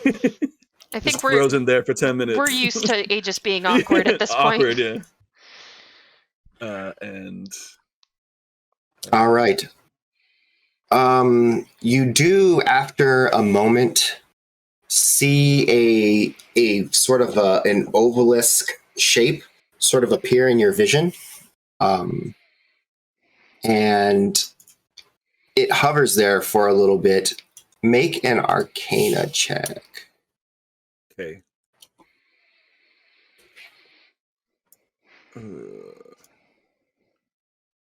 Smart. Yay, kind of smart. You realize that if you can take a moment to focus on it, you might be able to discern a little bit more from what's going on. And you had mentioned that you don't, like, Nipue doesn't necessarily talk to you anymore, but you do feel like there is a whisper carried on the wind. And that whisper seems to it gives you words of that flow together. That's not quite a sentence, but what you make out of it is that a conjuration has pulled your friend away. So I go from that like awkward frozen for 10 minutes, and then when I actually hear what could be words from Nipue, I like, You all right there, Aegis? I don't know how I know this. I feel like Nipue has actually spoken to me. What is a conjuration? A conjuration is pulling magic into existence, like pulling. It's hard to create to explain it in a mundane way. But I want you to, so try. No, I'm just kidding. It's the so you explain it as the ability to create or move, either create or to pull physical matter, basically. So you can actually use it to either A, create something out of nothing, or B, move something from one place to another. This is what magic feels like, because I can physically feel it with my detect magic. It appears to be a conjuration. Is it like making something or like moving something? Well, I think it moved Rosalia. Well, I think it moved Rosalia and this other person with no shoes on. I mean, they're about the same size. It probably is the other elf. Rosalia said that they were looking for the other elf the whole time, right? Maybe something's going on. Maybe they needed to run and do something really quick. Maybe Rosalia will find us. Rosalia is probably the most capable of us to find something by themselves anyway. I have a solution that may be amenable to all parties in this case. Annabon takes an implement, draw on the sand, and near the footprints draws the anti-eye from back in the Oasis that they stole from over the Antising. And Pandabon says, if Rosalie wishes to find us, I'll start leaving eyeballs everywhere, and then they will know exactly where we are. I don't think that's super necessary, but I mean, I'm also not going to stop you. Hey, Eyeballs, it could be a I fashion kind of statement. nudge Perunia. The eyeball and finger thing is just their thing. Allow them to do their thing. Yeah, you're right. I don't super get it, but I'm sure they do. Do good. This is fine, Panabon. This is fine. Yay! All right. The other question is does that mean we're not going to get paid because technically a member has? No, she didn't die. I mean, yeah, but what is Ogelia going to say when We literally have y'all better get- Luzinda who just left, and he looks at. I'm just going to let you know, y'all are going to have to get really good at lying and pretending she's right around the corner, just so we make Okay, sure we I get think paid. that's fair. To make sure that she actually earns her wages, I think we should lie and be like, oh, I just saw her for like the next like 24 hours, just to make sure when Ogelia hands out the money that we get Rosalia's share and we'll hold it for her when she gets back. Locke All is right. gonna make a minor illusion of Leah with her back turned to Oh everyone. my god. Oh my god. I mean, I was going to have us lie, but you do what you need to do, and I'm just going to hop off to breakfast because Shay says, "I'm glad you all think this is funny," and turns and gets on her camel and sits there and sulks. Okay, Shayloon. I mean, Rosalia is my friend, but if you want to take this personally, sure. I'll make sure I get more upset than you. What's the equivalent And she of walked off in a huff, like she's not happy. She's pissed off. What's the equivalent of a middle finger in Gnomish? A middle finger. I mean, a tiny little whatever you Make it up, want yeah. it to be. Make it up, yeah. You have a little toy that you can make like a hand, and then just have the middle finger like you have to crank it like a Jack in the Box, and then out pops the middle finger. I go. You put your thumb. I You bite put your my thumb thumb. to your chin, and then you blow, and you go like. There you go.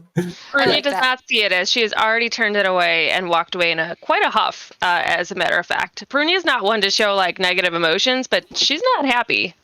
And she's choosing to focus that against Shay's reaction versus being upset that Rosalia has left her. All right. Well, the rest of the camp has woken at this point, and the camels are starting to ride out.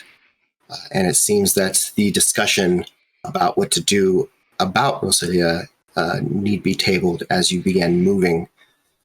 And you travel for another 2 to 3 hours.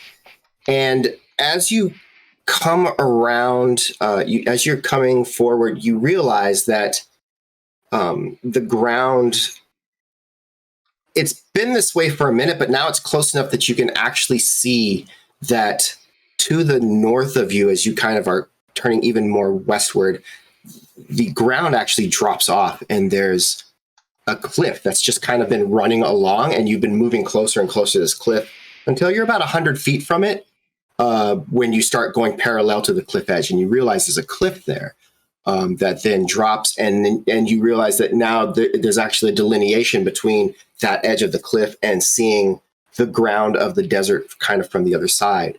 And you still don't see the city, but you do notice that the ground rises up, and eventually you realize that there's the canyon, that the river that has been running through here over the years has dug in, and this must be older than the 3,000 years of history. And then the ground kind of, you see a place where it separates, and you realize that this area of the earth in front of you is not it's not whole. It's actually interspersed with various cracks, and the closer you get, the more you realize that there is it's like as if a canyon has grown up around all of these various towers that are just made of stone. And you see that the city of Gilaluti is actually nestled in the canyon. And as the canyon widens out to the mouth of the river, the delta, it fills in that part. And you eventually see, it looks very much like this.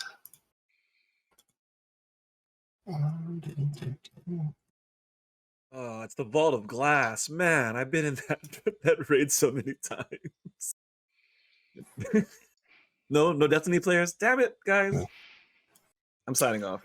Danny, I just had it up. You took it away from me. Oh, well, it should she come did have back. it up. I'm sorry. This is the nice wooden paneling of the Fantasy Grounds That's right. tabletop. Yeah, Ooh. Lovely. that it is. And There we go. There we go. Need to crop it a little bit. Cool. so all along the so there are these like stone archways, and it doesn't look exactly like this is a approximation, but the caravan starts going across one of these sort of bridges that goes out, and the top, like where you can see everything, there's a lot going on under the sun, but you can tell that as you look down that there are passageways and staircases, and the city extends down into the darkness of the canyon itself. And the very bottom of the canyon, you can't even see it from this point. And and eventually the caravan kind of pulls and starts moving down one of these ramps that leads about maybe 30 or 40 feet below this top level. And you get to a point where there is a large platform, and there's a lot of folks kind of waiting around as the caravan is arriving. And you see Norsum, Bianca, and and Aurelia kind of pull their camels off to the side, and everyone starts just kind of filing through. Go ahead and give me insight checks, everybody. Are we like close to a cliff? Like actually close to a cliff? In this city, you are always close to a cliff. I am death gripping my reins right now. Shayloon just hears in the very tiniest of voices, "I'm gonna steal so much stuff here." Oh my god, The that made me very terrified tiniest just of hearing that. voices. Very tiniest of Locks voices. is hella insightful here. So Locks like knows the city already. Panabon, Aegis, and Lox, you very much notice that of all of the people here, you notice that there are three individuals who kind of stand out. Like a lot of the people, they're merchants, but they're not like super showy merchants. Like they're not wearing the finest silks, they're wearing silks that were the finest silks when they're new, but it's been a minute. There's laborers that are helping to kind of receive the caravan, but there is a single human.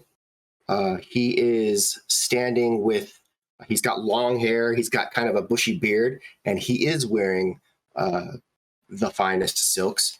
And he's just kind of standing with his arms crossed and watching as the caravan, like each group in the caravan, and each merchant and each person, and flanking him to either side are a pair of dragonborn. And Oh shit. the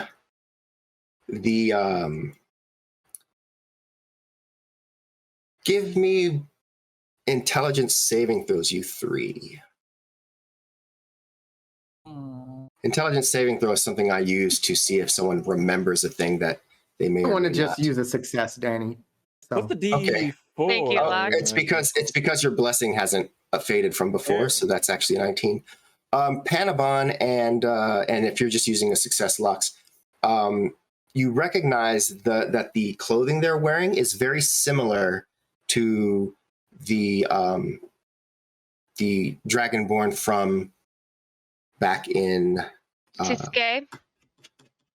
That would be him. Yes, it is very similar to that individual.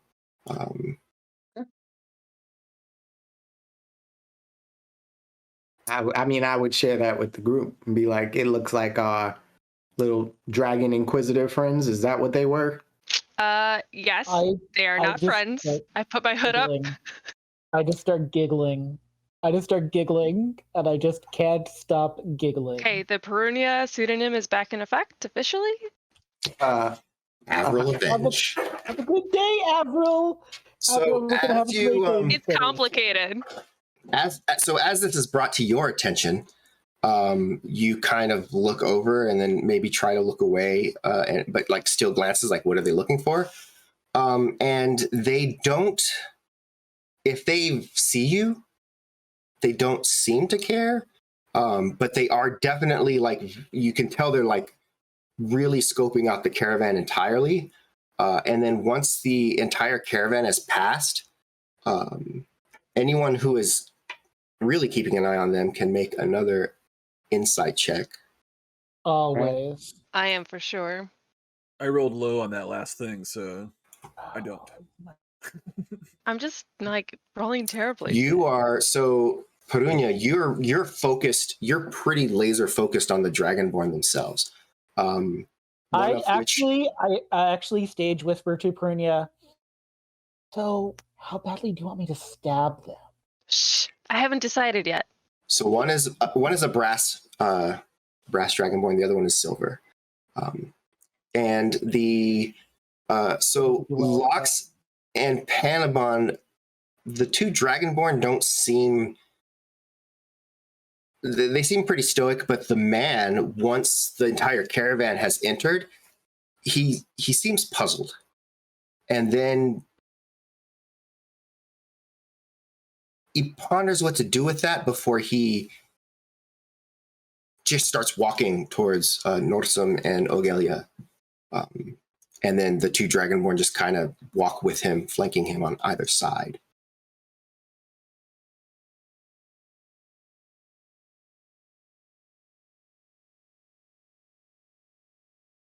I definitely want to get close enough to like hear what they're talking about. But like still hood up and like I'm gonna pretend to like be doing something useful, like I don't know, checking camels or checking, underneath a wagon or something that seems like it should be done, but like probably not very well. So I can roll some deception, so my play acting, see how good it is. But I definitely want to get close enough to hear what's happening. I start writing out the hymn to Milfroon and like passing out liner sheets just in case the party needs to know it. Just like, here's the hymn to Milfroon.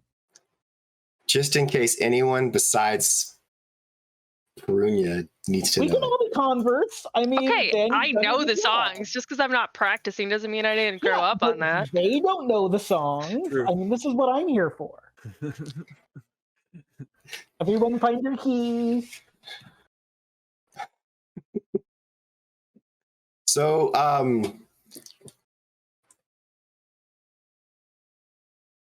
roll along with your deception check a stealth check. Okay. Oh.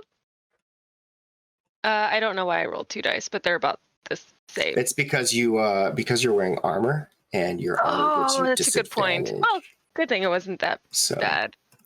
Yeah, it wasn't that bad. You kind of move over a little bit closer, trying to get within range of hearing, and you can make a perception test from where you're at. All right. Oh, come on. That was almost a 20. I hate fantasy unity. So, rough. I am going to roll a die real quick. Oh, I don't like that. Don't like that at all. It's probably better than a 5.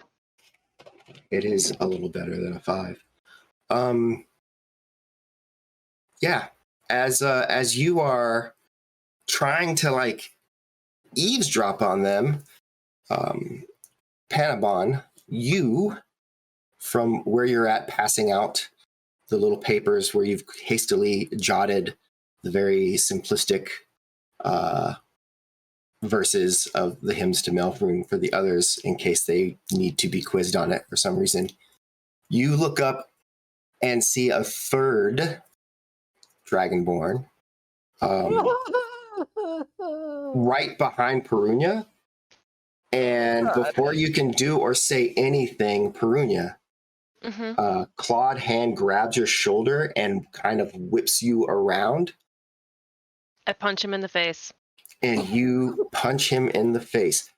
We are going to resolve that punch next week, however, because we are at the end of our session. Watch it be an old friend or my brother or somebody. I just punched him in the face. I'm so excited about the jails in Giolotti because that is definitely what's going to happen. I hope you get comfortable.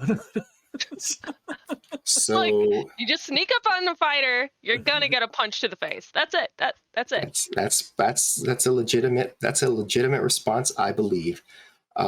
So Yes, we will come back next week. I think we should end every session with a punch in the face. I can make that happen. All right. Yeah. But yeah, we'll come back next week and see if Perunia successfully punches said Dragonborn in the face. It's definitely a Dragonborn. But other than that, we'll also see if the group can figure out what the hell's going on and if it even has anything to do with them, because of course we all think it does. Otherwise, why would I have pointed it out? Yeah, But Well, if it didn't before, it does now. It does now. and we have some new friends in the chat, so just want to tell you guys about our Coddlesworth's Clockwork Circus, which is the comic book that Danny is actually the creator of the comic book, and we've successfully funded on Kickstarter issue 1 back in February, and issue 2 is coming in January. We're hoping to get 2 issues out this year, and it is steampunk fantasy. So there's some really cool stuff. We have an entire first season on I'm distracted by Danny's typing. An entire first season on YouTube. Season 2 is on YouTube as well. And actually, you can, if podcast is your jam, you can hear the first few episodes have already dropped on podcast as well. So good stuff. And we have preludes on YouTube, right? Too. Like we have a couple of the before, preludes on YouTube. They drop to Patreon first, but feel free to hang out with us on Discord as well, and we do more than the comic book. We stream 6 days a week, different shows. We're very into Shadowrun as well, cyberpunk fantasy, steampunk fantasy, all of the fantasy. And I just dropped the Monkeys versus Robots review of the first issue into the chat. So really great to have new friends to play with and stuff like that. So feel free to join our server. We do one shots with our community and bring new casting calls in and stuff like that. So definitely come hang out with us. All right. I am excited for all of our new friends, wherever they're coming from. The raid was great. We've had people coming in from late Tickety Talk, the clock app, as we TikTok aficionados know it. Oh, all right. Yeah, that's right. That's right. Cool kids. The cool kids, the cool adult people. Why are you on TikTok, kids? Yes.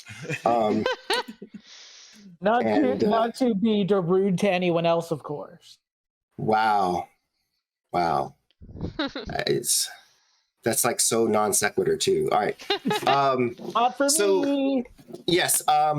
Do join us next week. Same time as always. 8:00 Eastern, 5:00 Pacific, and all times in between. And we will be right back here at it again, seeing what happens next to our erstwhile group of adventurers in the steampunk world of Caliphus. And yeah, we'll see you all. We'll see y'all then, like clockwork. Bye. Bye. Bye. Man, that was.